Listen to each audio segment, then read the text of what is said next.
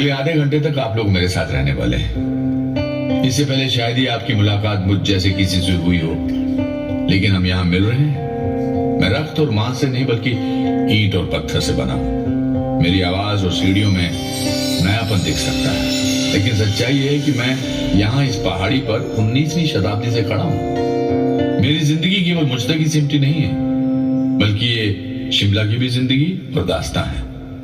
मेरा नाम बेंटनी है। ये ऐतिहासिक महल मैं ही हूं।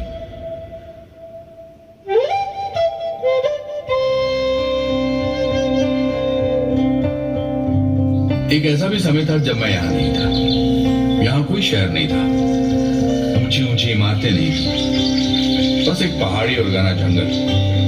लेकिन उस पहाड़ी और जंगल में जीवन था, जीवंतता थी, भरपूर जिंदा दिली थी। ये पशु पक्षियों से गुलजार था। 18वीं शताब्दी के अंत में शिमला के पूर्व में नेपाल एक शक्तिशाली राष्ट्र बनकर उभर रहा था। 19वीं शताब्दी के पहले दशक में नेपाल के गोरखों ने आज के हिमाचल प्रदेश के एक हिस्से पर कब्जा कर लिया। इन पहाड़ियों में इन साहसी योद्धाओं ने कुछ स्थानीय शासकों को पराजित किया। महाराज, हम क्या करें? अगर उन पर जरा सी भी आंच आई तो वो हमें मसल कर रख देंगे, इसमें कोई शक नहीं। अंग्रेज भारत में आ गए हैं। उनकी ईस्ट इंडिया कंपनी बहुत शक्तिशाली है और उनके पास विशाल सेना है। चलिए उनसे सहायता मांगते हैं। उनका मदद करें? But why? East India company के डायरेक्टर्स हमें लोगों का सहायता करने के लिए पैसा नहीं देते। हम यहाँ कंपनी के शेयर होल्डर्स के लिए पैसा कमाना आए हैं, न कि सुदूर पहाड़ियों में किसी का मदद करने के लिए। कुछ वर्षों तक कंपनी शांत रही। हिमालय की निचली पहाड़ियों में भारी परिवर्तन होते देखती रही। फिर पूरे यूरोप और भारत के अन्य हिस्सों में कई ऐसी घटनाएं घटी जिनके चलते ब्रिटिश को इन पहाड़ियों में सेनाएं भेजनी पड़ी।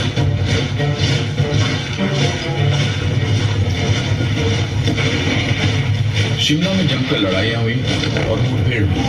पहाड़ी राजाओं और अंग्रेजों की जीत हुई और सन 1815-16 में गोरखा युद्ध समाप्त हुआ। 2 वर्षों के भीतर ही ईस्ट इंडिया कंपनी की सेना के अधिकारियों ने इन पहाड़ियों को घूमना टटोलना शुरू कर दिया। What a delightful place! Note का तरफ देखो, आपको बर्फ से ढका माउंटेन नजर आता है। चारों तरफ घना जंगल, घास का मैदान and crystal clear water. Sir, क्यों न हम यहाँ घर बना रहे? आपका घर में टप्पिस बाटों की तुलना में इन पहाड़ियों से बेहतर तरीके से अपना काम कर सकते हैं। कमाल का आइडिया! हम उस पहाड़ी पर घर बनाएगा। What's that? 1822 में मेरे बनने से कुछ दशक पहले कैप्टन चार्ल्स प्रैट कैनेडी ने पहला स्थायी घर बनाया, जहां आगे चलकर शिमला शहर बसा। 1831 में कैनेडी हाउस में एक मेहमान का यहां आना हुआ, जिसका नाम था विक्टर जैकमॉन्ट।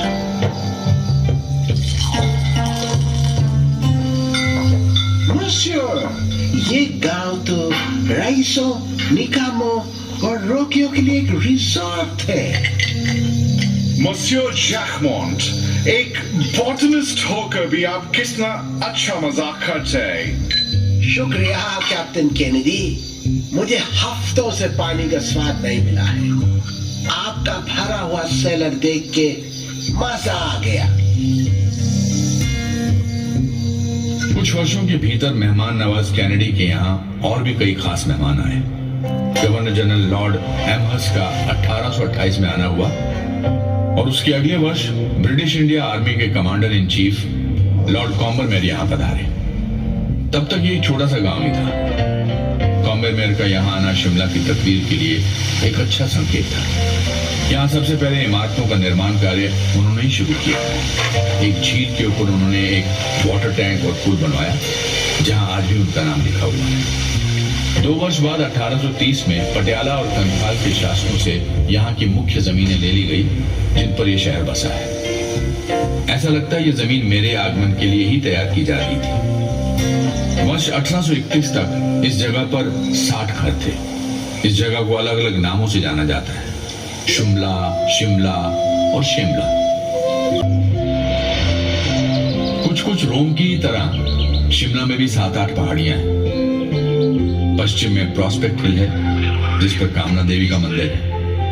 पश्चिम में ही समर हिल है और पॉटर्स हिल भी है। फिर ऑब्जर्वेटरी हिल है, जिसके ऊपर पुराना वाइसरीगल लॉज है। इससे सटे ही इनवरम हिल है, जहां स्टेट म्यूजियम है। उजाकू पहाड़ी है, जिसके बारे में मैंने अभी आपको बताया। और फिर इलीसियम हिल है, इसी का विस्तार है। इस पर ऑकलैंड हाउस स्कूल व अन्य इमारतें हैं। और अंत में यह पहाड़ी है। जैसा कि आप अनुमान लगा सकते हैं, इसे बेंटनी हिल कहा जाता है। लेकिन शिमला में अलग अलग धर्मों के कई पवित्र स्थान हैं, जो एक दूसरे के आसपास ही है। क्राइस्ट चर्च शिमला का सबसे पुराना चर्च है और यह रिज पर है। यह आसमान में इस शहर के हस्ताक्षर जैसा लगता है।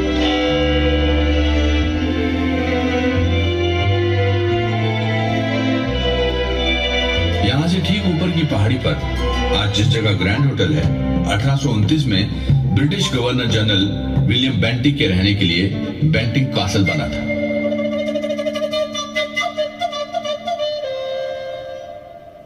बेंचनी यानी कि मैं जहां हम बैठे हैं थोड़ा नीचे था और इसका नाम भी माननीय के नाम पर ही था।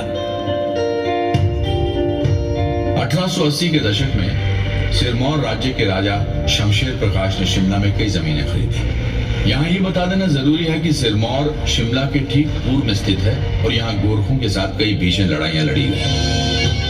फिर उन्हीं जमीनों में से एक कैप्टन गॉर्डन का भी कॉटेज था। राजा शमशेर प्रकाश के सुपुत्र और राज्य के वारिस राजा सुरेंद्र मित्र प्रकाश ने अपनी निगरानी में यहाँ एक आलीशान महल बनवाया। इसके लिए राजा ने मिस्टर T.E.G. कूपर की सहायता ली और 20वीं शताब्दी की शुरुआत के साथ शिमला के सुंदर किरदार का मैं भी एक हिस्सा बन गया। अब मुझे करीब से देखिए, मैं पूरी दरिया दिली के साथ बना हूं। मेरे सामने का हिस्सा वास्तुशिल्प कला का अनूठा नमूना है। मेरी बेल बूटेदार सजावटें और तराशे गए दीवार गिर देखने में एल्प्स की इमारतों जैसे लगते हैं। मेरी छत पर बुर्ज बने हुए हैं और बरामदे के ऊपर पगोड़ा है, जिसमें सरदोजी का काम किया गया है। मेरी गिनती शिमला की प्रसिद्ध इमारतों में होती है। किसी ने मुझे सिरमौरी ब्रॉक शैली का अद्भुत रूप बताते हुए मेरी और मुझे बनाने वालों की उत्तम प्रशंसा भी की। साल दर साल बीतते चले गए और मेरी उम्र बढ़ती गई। मेरे किरदार में कई पहलू जुड़े। दोनों विश्व युद्धों के दौरान सिरमौर के राजाओं ने अंग्रेजी सरकार के सैनिकों के लिए मेरे उपयोग की अनुमति दी।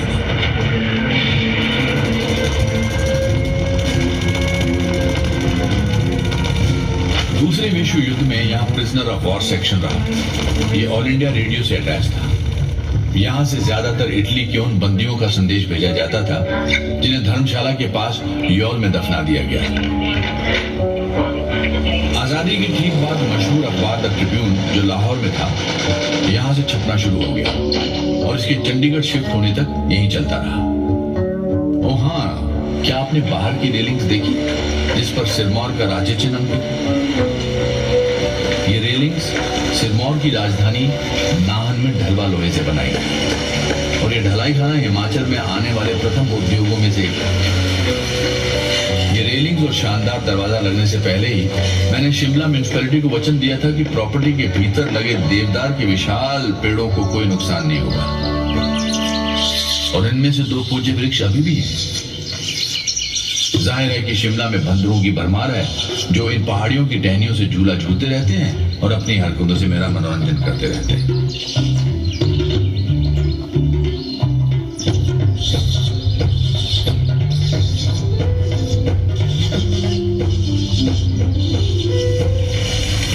भारत की आजादी के ठीक पहले मुझे दरभंगा महाराजा के हाथों सौंप दिया गया।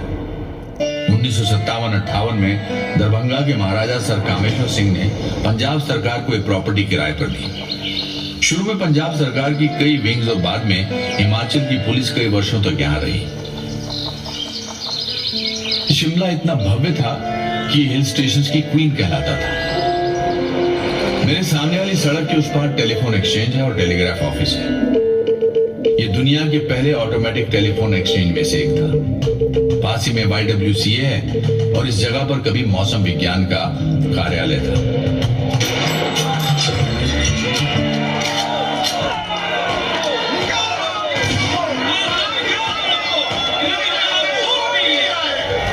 उत्तर भारत के लिए 1857 की शुरुआत शांतिपूर्ण थी, लेकिन इस शांति की गोद में एक तूफान पड़ रहा था।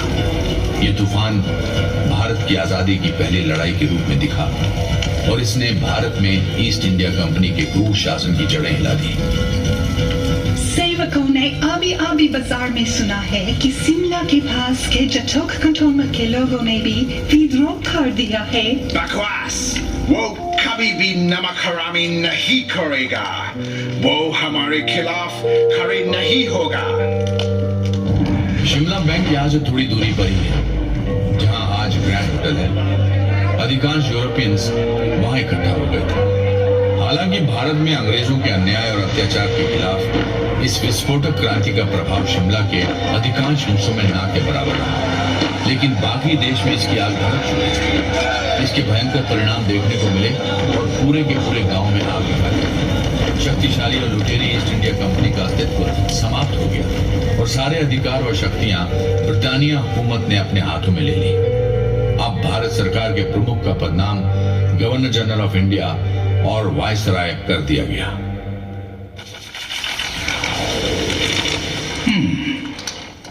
मुझको लगता है कि भारत का secretary of state sir Charles Wood Shimla को समर कैपिटल बनाने को मान जाएगा। I cannot stand the heat। और मैं भारत में इसको काफी झेल चुका है। सर जॉन, उस उमस भरा कलकत्ता का गर्मी में जितना काम हम 10 दिन में पूरा करेगा, वो तो यहाँ 1 दिन में हो जाएगा। 1864 में सर जॉन लॉरेंस के वायसराय बनने के बाद शिमला शहर आधिकारिक रूप से भारत की ग्रीष्मकालीन राजधानी बन गया। हालांकि इसे समर कैपिटल का नाम तो दिया गया, लेकिन वर्ष के अधिकांश समय सरकारी कामकाज यहीं से होता था और फिर जाड़े के महीनों में शिमला से कोसों दूर कलकत्ता चला जाता था और उसके बाद नई दिल्ली। ये गांव शक्ति का केंद्र बन गया था। वायसराय के शिमला के थंडर क्लाउड हाउस से धरती पर मनुष्य की आबादी के 5वें हिस्से पर शासन चला करता था। क्या कोई लड़ाई चल रही है बाबा? ने सारे लोग हाथियों और घोड़ों पर बड़े बड़े बक्से लादकर कहाँ ले जा रहे हैं? वो बस भारत सरकार की फाइल्स और पेपर्स कलकत्ता से शिमला और शिमला से कलकत्ता ले जा रहे हैं। ओह, क्या तुम्हें पता है कि जब भारत सरकार कोई फैसला लेना नहीं चाहती तो वो क्या करती है? क्या करती है बाबा? फाइल पर एक टिप्पणी कर दी जाती है। कलकत्ता में चर्चा करें या शिमला में चर्चा करें और इस तरह वर्षों बीत जाते हैं। अच्छा। और तब तक उस अधिकारी के रिटायर होने या वापस इंग्लैंड जाने का समय हो जाता है। ओह, ऐसी बात।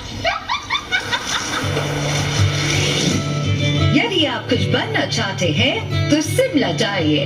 यदि आपको किसी से शादी करना है तो शिमला जाइए।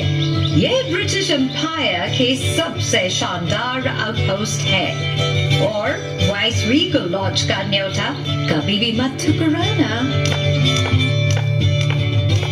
शिमला में अपनी तकदीर आजमाने वाले आकर्षक नवयुवकों का जमावड़ा लगता है। यहाँ ग्रास विडोज यानी कि अपने पति द्वारा छोड़ दी गई या पति से दूर रह रही ऐसी शादीशुदा औरतें आती थी जो मैदानों की तपती धूप और अपने पतियों दोनों से ही छुटकारा चाहती थी।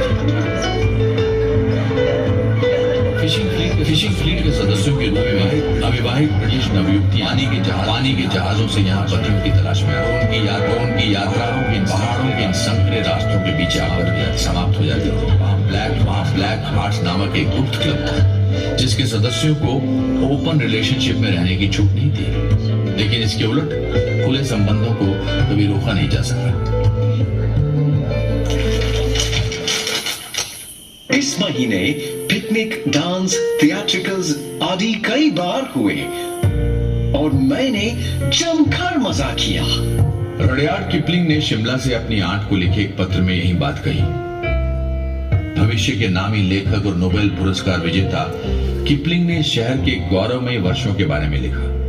उन्होंने शिमला से साहित्य के कुछ अमर किरदार रचे, जैसे कि मिस हॉक्सबी।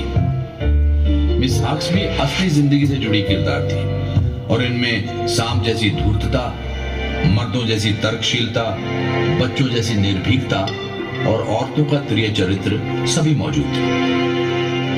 रडियार्ड किपलिंग इस शहर से जुड़े बड़े साहित्यकारों में अकेले नहीं थे। समय के साथ इस सूची में कई बड़े नाम जुड़े, जिसमें नोबेल पुरस्कार विजेता और भारत के राष्ट्रगान के रचयिता रविंद्रनाथ टैगोर शामिल रहे। एम काय, इदरीश शाह, निर्मल वर्मा, कृष्णा सोपती, मोहन राकेश, भीष्म सानी और रस्किन बॉन्ड जैसे लेखकों और उपन्यासकारों का संबंध भी शिमला से रहा। एमेचर ड्रामेटिक क्लब के सदस्य पेशे से कलाकार हैं, ऑल्दो उनमें से कुछ शौकिया तौर पर सरकारी नौकरी में हैं। किसी भी प्रोफेशनल कंपनी के लिए शिमला में कोई गुंजाइश नहीं है, क्योंकि स्थानीय शौकिया कलाकार किराए पर थिएटर नहीं देने वाले। इसका कारण ये है कि वो हमेशा रिहर्सल करते रहते हैं और भूमिकाएं बदलते रहते हैं और उनमें प्रमुख भूमिकाओं को लेकर लगातार टकरार होता रहता है।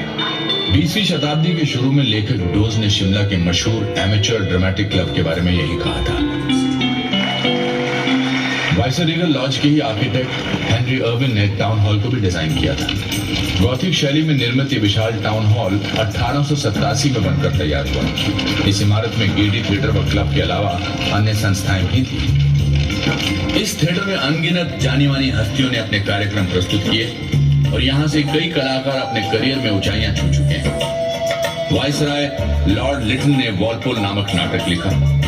बॉय स्काउट मूवमेंट के संस्थापक रॉबर्ट बेडन पावल और रडियार्ड किपलिंग व मैरी मार्गरेट जैसे लेखक यहाँ अभिनय कर चुके हैं। कलाकार अमृता शेरगिल 7 वर्षों तक शिमला में रही। उन्होंने भी युवावस्था में यहाँ अभिनय किया। ऐसा माना जाता है कि गायक के.एल. सहगल ने अपना पहला सार्वजनिक कार्यक्रम गेटी में ही प्रस्तुत किया।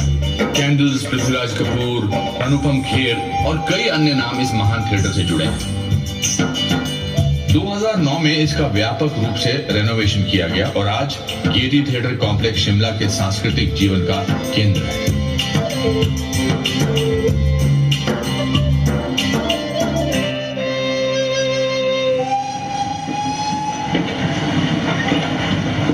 उन्नीसवीं शताब्दी के अंत में दुनिया तेजी से बदल रही थी। पहली औद्योगिक क्रांति का प्रभाव दुनिया के कोने कोने में दिख रहा था। स्टीम रेल इसी बदलाव का एक बहुत बड़ा हिस्सा थी। अभी हमें और कितने सर्वे करने हैं? कालका से शिमला के बीच रेलवे लाइन बिछाने में कितना समय लगेगा? बढ़ते रहो, हम सुरंगों और कुछ अलाइनमेंट्स में फंसे हैं। साहिब, हमें एक व्यक्ति के बारे में बताया गया है जो शायद हमारी मदद कर सके। उसका नाम भलकू है साहिब। उसने 1850 के दशक में ग्रेट हिंदुस्तान तिब्बत रोड बनाने में काम किया था। ठीक है, चलकर उससे बात करते हैं और देखता है कि क्या होते हैं। बिल्कुल सही मिस्टर हैरोल्ड। सर, शिमला को गढ़ने में सिर्फ अमीर और ताकतवर लोगों का ही योगदान नहीं था। कालका शिमला रेलवे लाइन बनाने में हजारों की संख्या में मजदूरों ने काम किया।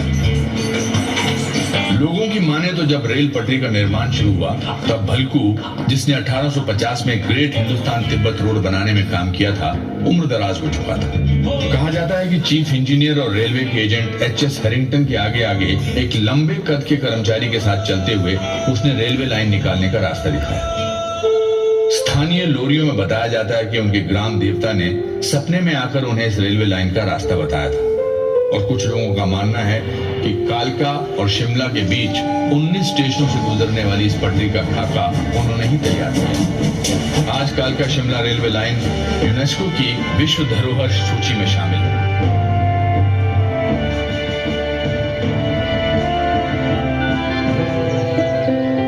ये बहुत अच्छा बात है कि रेलवे लाइन बिछ गया है।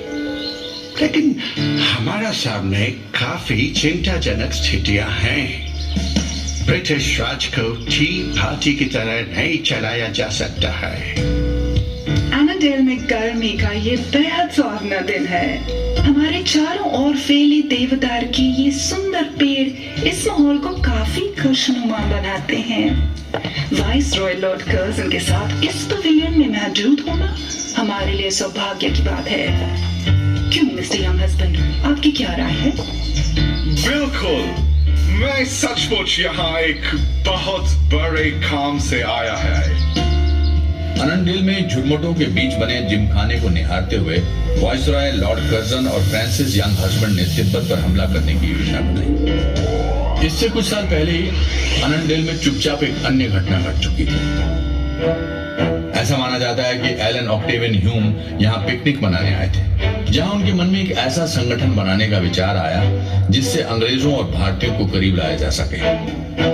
उनके द्वारा बनाया गया कांग्रेस नामक ये संगठन एक अलग ही दिशा में मुड़ गया और जल्दी ही उसकी अगुवाई में भारत का स्वतंत्रता संघर्ष शुरू हुआ।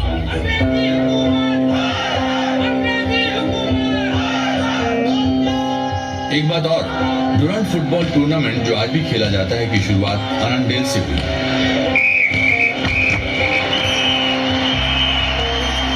ब्रिटिश भारत और अफगानिस्तान को बांटने वाली डुरंट लाइन खींचने का निर्णय यही शिमला में हुआ था। अंग्रेज भारतीयों को सरकार में प्रतिनिधित्व देने से मुकर चुके थे। जलियांवाला बाग में हजारों निहत्थों को मौत की घाट उतारने वाला जनरल डायर कुछ समय शिमला में भी रह चुका था। अब शिमला की पहाड़ियों से भी आजादी के लिए आवाजें निकल।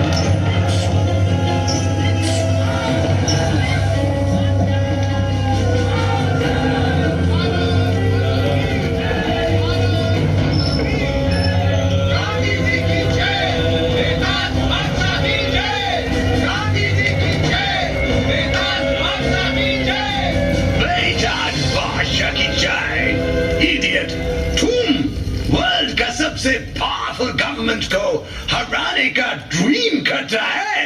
वंदे मातरम, वंदे। मैंने इस पहाड़ी से देखा है कि हजारों वर्षों की हुकूमत कैसे सिर्फ 3 दशकों के भीतर समाप्त हो गई। 1921 में भारत के ब्रिटिश वाइसरॉय लॉर्ड रेडिंग ने गांधी जी को शिमला आने के लिए निमंत्रण दिया था। उसी वर्ष दिसंबर में प्रिंस ऑफ वेल्स के आगमन के पूर्व भारत में शांति का माहौल कायम करने की कोशिश में ये बैठक बुलाई गई थी। दमनकारी रॉलेट एक्ट 1919 के विरोध में देश भर में गांधी जी द्वारा चलाए जा रहे आंदोलन की लहर से अंग्रेजी राज पहले ही घबराया हुआ था। इस काले कानून के तहत किसी भी भारतीय को बिना कोई कारण बताए अनिश्चित समय के लिए जेल में डाला जा सकता था। उनका कहना था, नो दलील, नो वकील, नो अपील।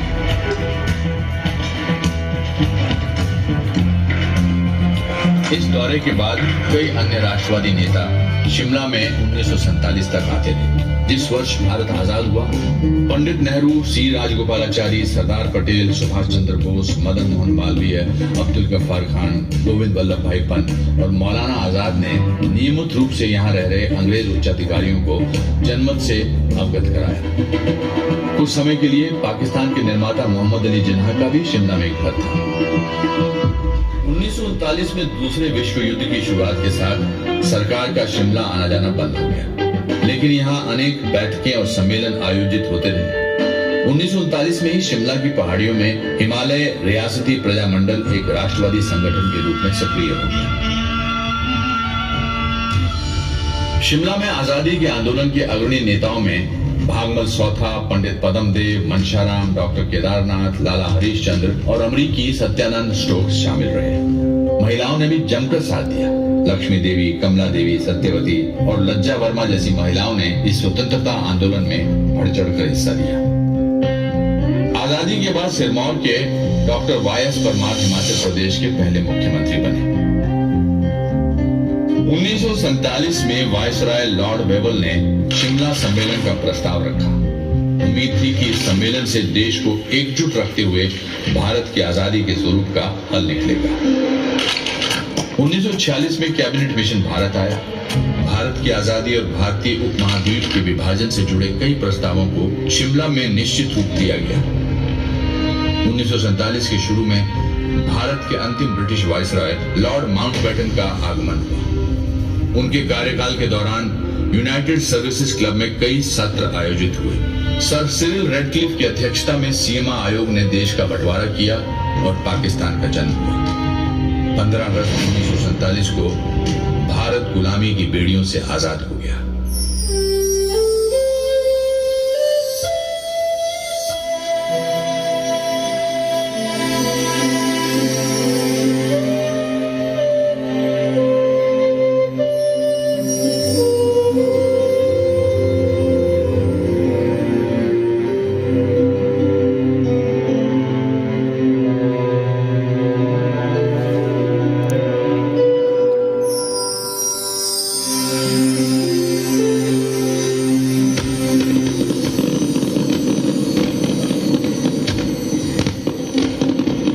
तेजी से वर्ष दर वर्ष बीतते चले गए और 1 नवंबर 1966 को शिमला पंजाब से अलग होकर हिमाचल प्रदेश की राजधानी बनी।